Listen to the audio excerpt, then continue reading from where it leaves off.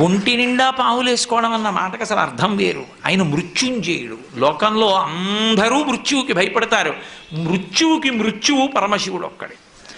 అందుకే వక్షస్థాడనమంతకస్య కఠినాపస్మార సంవర్ధనం బుభృత్పర్యటనం నమత్సురశిర కోటీర సంఘర్షణం కర్మేదం మృదులస్య తావక పదద్వంద్వస్య గౌరీపతే మచ్చేతో మణిపాదుకా విహరణం శంభో సదాంగీకురు అంటారు శంకరులు శివానంద లహరిలో.